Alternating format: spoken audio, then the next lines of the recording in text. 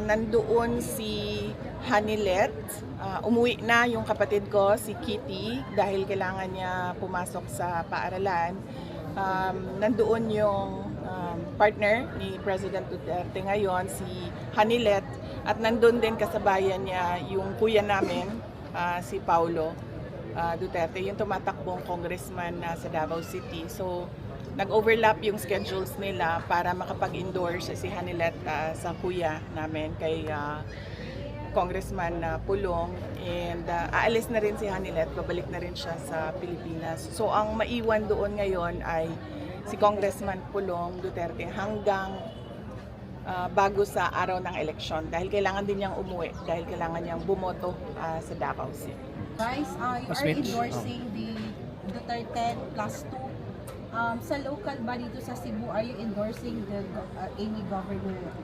Wala akong interactions with mga governor candidates, except kanina nasalubong ko yung isang candidate, si Miss Pam Baricuatro.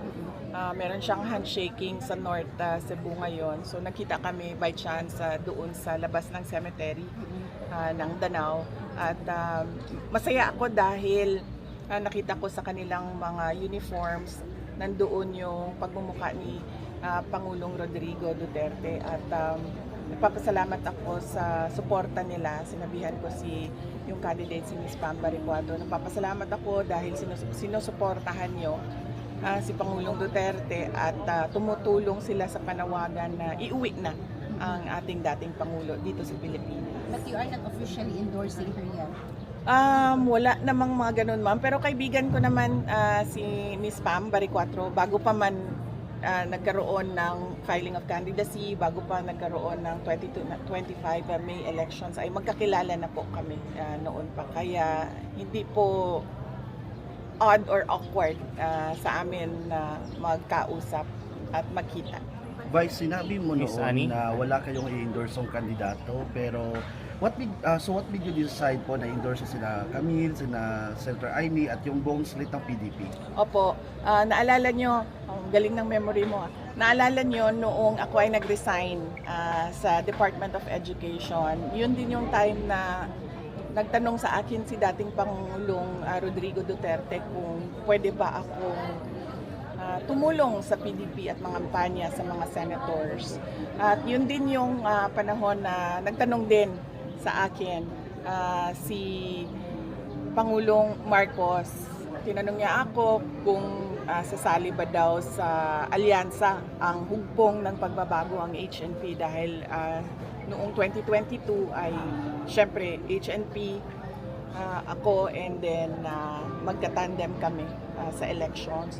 And silang dalawa, sinabihan ko na hindi muna ako sasali sa ngayong election dahil alam mo yung hindi naman maganda yung karanasan ko sa mga pagsama at pag-endorse ng mga candidates noon. Ngunit nagbago yung panahon dahil nangyari yung pagkuha sa ating dating Pangulo dito sa ating bansa, dinala doon sa The Hague. Pagdating namin doon sa The Hague, nagtanong na naman si Pangulong Duterte kung pwede ba daw ako tumulong sa senators, 10 senators ng partido niya, dahil naiwan sila dito sa Pilipinas. At sinabi ko sa kanya na okay, since wala ka naman na doon sa Pilipinas, pwede akong tumulong sa 6 PDP candidates and 4 guest candidates ng Duterte. Ang tawag nila ngayon sa kanilang grupo ay Duterte. So yan po yung panawagan na block voting o vote straight doon sa 10 senators ng Duterte. At ang kay Camille Villar naman at ang kay Senator Amy Marcos, tulad din kay Pam Baricuatro, hindi naman odd or awkward dahil si Senator Amy Marcos, kilala niya ako, magkakilala kami. Actually, first time kami nag-meet at nagkakilala dito sa Cebu ni Senator Amy Marcos noong taong 2012, 2012. 2012 kami nakita dito unang-una sa Cebu. At si Camille naman ay matagal ko na rin siyang kilala. Matagal na kami merong exchange ng mga ideas on motherhood. Dahil napakabait na tao ni Camille Villar at napakabuting ina ni Camille Villar. In fact, nung nakita kami bago lang dahil ginawa namin yung kanyang advertisement, ang kanyang endorsement, ang napag-usapan namin ay pamilya pa rin. No? So sabi ko sa kanya, medyo magiging busy ka dahil kampanya, dahil magiging senator ka. Tulad din sa akin, ganyan din yung pinagdaanan ko noon. No? Nahirapan ako ibalanse yung panahon ko para sa mga anak ko, para sa pamilya ko, at yung trabaho ko. Pero natuto din ako nung ako ay mayor nung 2010. Nung pagbalik ko nung 2016, natuto na ako magbalanse sa pamilya at sa trabaho. In fact, yung isang anak ko ay nandyan, lalakad sa palibot. Yung pag-endorse mo kay Camille at kay Senator Ivy, does it have the blessing from the President, kay PRR? Wala. Hindi kami nagkausap ni President Duterte ng mga kandidato for senators labas sa Duterte, sa 10 senators ng Duterte. Vice, paano makakatulong tong endorsement mo sa ranking nila at sa pagtanggap ng mga tao? Naku, hindi ko alam. Sa totoo lang, hindi ko alam kung makakatulong ba yon sa kanilang candidacy. Pero yun ang obligation ko sa ngayon, nakiusap ang dating Pangulong Duterte para sa mga senators. At sinabi ko nga, kaibigan ko, si Senator Amy Marcos at si Senator Camille Villar. Kulang din naman kasi ng 2 kandidato yung 10 dahil as a voter, tayong lahat ay binigyan tayo ng right to vote for 12 senators. Miss Annie? Maybe your visit to Cebu is also to endorse and campaign, considering that Cebu is also a vote rich province. Sa ngayon, wala akong sinasalihang rallies. Ang ginagawa ko lang ay, madami akong ginagawa actually. Galing ako Samar, and then kahapon galing ako north ng sa Leyte, sa province of Leyte. Ang ginagawa ko unang-una, nagpapasalamat sa mga tao. Dahil ang dami-daming nagpapakita ng suporta kay Pangulong Duterte. Ang daming nagdadasal para kay Pangulong Duterte. At ang daming nag-celebrate nung birthday ni Pangulong Duterte. Gumastos ng sarili nilang pera para ipakita yung pagmamahal at suporta nila kay dating Pangulong Duterte. So kailangan lahat yon ay madaanan at mapasalamatan. Hindi man isa-isa yung pagpapasalamat, pero gusto ko na malaman nila na bumisita kami, dumaan kami para ipakita din sa kanila yung pagpapasalamat namin dahil napakalaki ng tulong ng kanilang mga dasal. Sigurado ako nagpapalakas ng loob yun kay Pangulong Duterte. Ma'am, 3 weeks na lang before election. Last 3 questions. How do you intend po to do the campaign, ma'am, to take the very schedule? Opo. Will you join sorties sa mga campaign rallies po nila? Oo. Yeah, so far ngayon, wala akong sinasalihan na rallies dahil hindi din naman magkasama yung Duterte at saka yung 2 candidates, no. Hopefully depende sa PDP, hindi naman kasi ako member ng PDP, pero mapag-isipan nila kung paano gagawin yung mga rallies na kompleto. 12 yung voting straight, black voting na Duterte. So yun, umiikot ako, unang-una nagpapasalamat, papakita sa mga tao, binabalik sa mga tao yung pagmamahal na ipinapakita nila kay Pangulong Duterte, sa aking opisina, ang Office of the Vice President, sa aming pamilya. At pangalawa ay yun, yung pag-ikot at pagpapaintindi sa mga tao kung gaano kahalaga ang straight ang boto nila para sa 10 candidates ng Duterte. Ang kahalagahan nun ay maituloy kung ano yung nasimulan ni Pangulong Rodrigo Duterte. At itong mga candidates na ito ay nagsabi sila na naiintindihan nila. Kasi kung maalala nyo, noong 2022, ang platform ay unity and continuity. Pero sa nakikita natin ngayon, wala namang continuity. So ito yung mga senators na nagsabi sila, naiintindihan nila kung ano yung vision. That is a peaceful and prosperous Philippines na unfortunately ay hindi natin nakikita sa ngayon. So yun yung pinapaintindi sa mga kababayan natin at sa mga botante. So wala pa pong plano kung halimbawa makompleto ang lineup nila na mag-join kayo sa mga meeting di advance po nila. At least your presence should be there po. Kung na ginagawa ng PRR. Oo. Kasi noong pag-uwi ko ng galing sa The Hague, meron na silang ginawang schedule na hindi siya nag-jive doon sa schedule ng pasasalamat ko sa mga tao. Dahil pagdating ko, may schedule na ang PDP and pagbalik ko, galing dahil kailangan ko pasalamatan yung mga tao. So kailangan ko daanan lahat yon from Samar to Leyte to Cebu to Negros and then papuntang Mindanao. So hindi nagkatugma yung schedule namin. Pero kagabi lang ay ginagawa namin yung materials namin.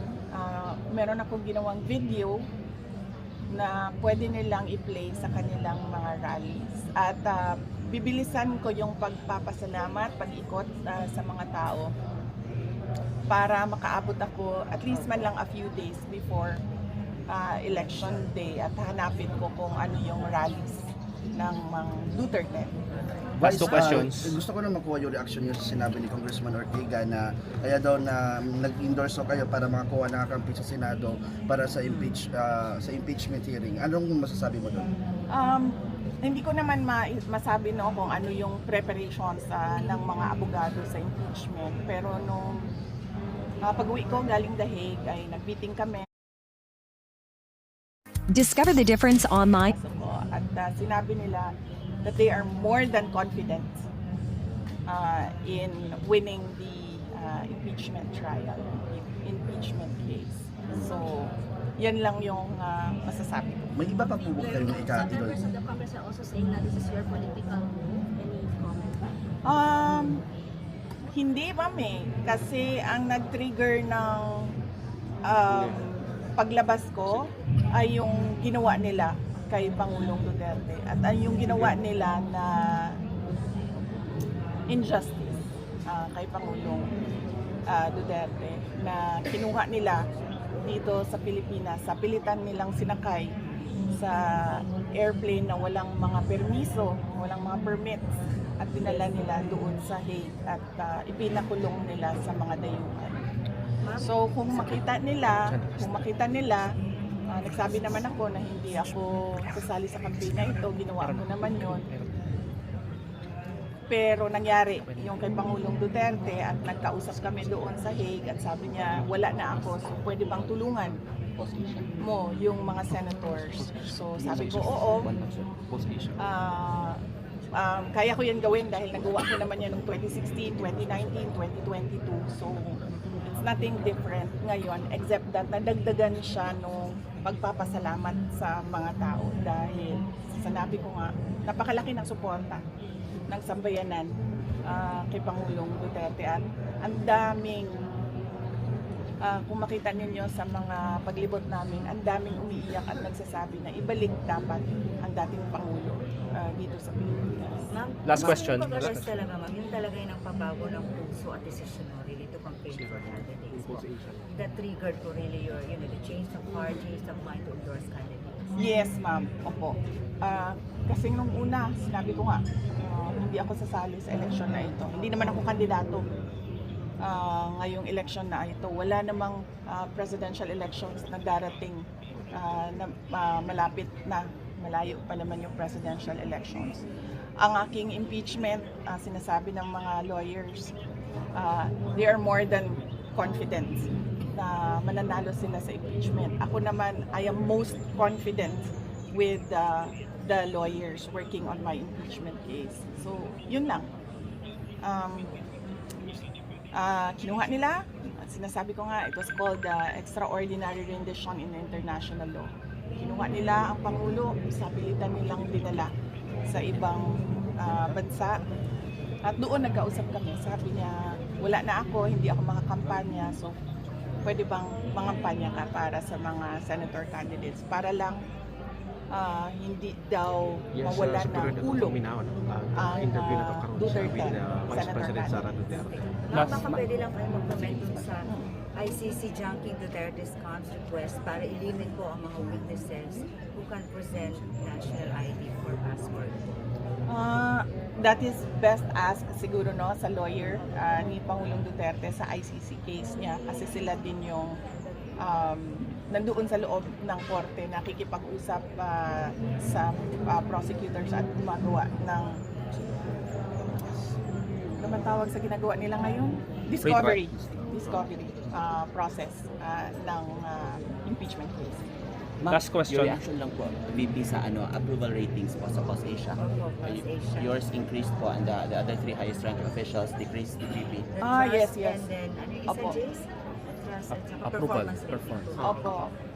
Well, nagulat ako nung nakita ko yung numbers ng pagtitiwala ng mga tao sa akin dahil sa sobrang dami ng lumabas ng paninira sa kung saan man, galing sa mga politiko, galing sa social media, lahat, all sides, merong paninira. Nakakagulat na tumataas yung numbers at naisip ko na sa sobrang sira nila ng pangalan ko, sinabi ko na ito noon sabi ko, hindi naman kasi lumilipat sa numbers ni Martin Romualdez. Kasi nga, sinabi ko nga din noon na kapag hindi ako tumakbong presidente, hindi pupunta yung boto ko kay Martin Romualdez, pupunta siya sa ibang kandidato. Dapat naiintindihan nila yan ngayon. Pero syempre hindi nila maintindihan yan kasi mga brilliant lang na mga tao po ang nakakaintindi na saan ba pupunta ang boto. So maraming salamat. Thank you.